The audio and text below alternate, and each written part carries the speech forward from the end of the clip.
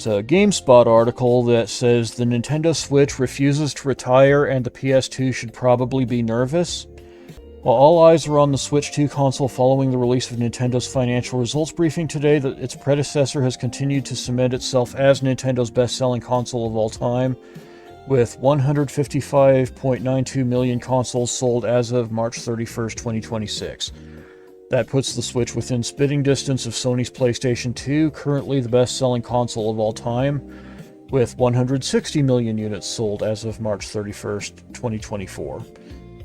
To put all of this into perspective, 19.86 million Switch 2 consoles have been sold as of March 31st, and the Switch has long surpassed the 154 million lifetime sales of the Nintendo DS. Nintendo is predicting that it will sell fewer Switch 2 consoles in its second year on the market, around 16.5 million units according to its estimates, due to a wide variety of global factors. Sony's PS2 figure was revised back in 2024 when the Nintendo console began closing the distance. The sales record stood at 155 million PS2s sold to 143.42 million Switch consoles sold in August that year, with the number eventually being revised after the final PS2 unit was manufactured. And that was kind of dubious because we're not sure to this day if that's units sold through to customers or just units manufactured.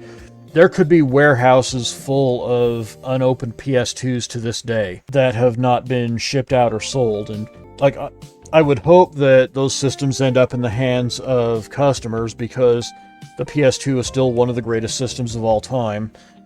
And, we need all that hardware out in the wild getting used rather than deteriorating in a warehouse. Former PlayStation boss Jim Ryan,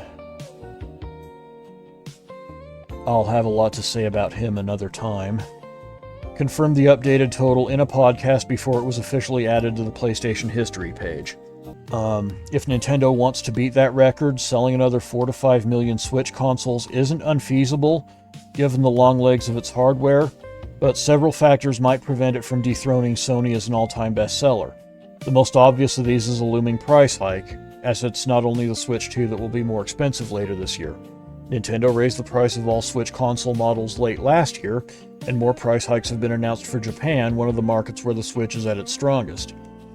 Yeah, I have a lot to say about this because I don't think Nintendo is showing signs of being all that interested in hitting the 160 million sales mark. And it's a shame because the Switch is genuinely deserving of that spot.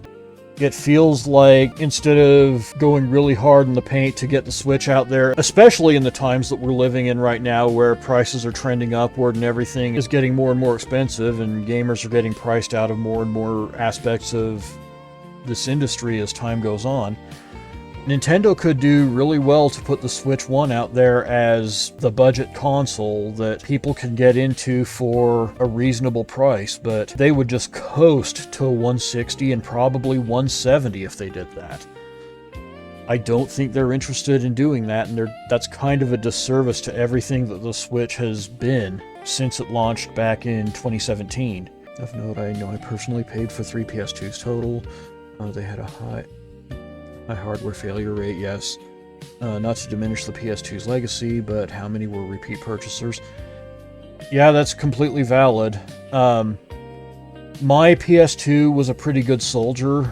I got it on launch, and it never did start putting up disk read errors, but I did get a Slim at a discount later on, so I accounted for 2 new sales of PS2s myself.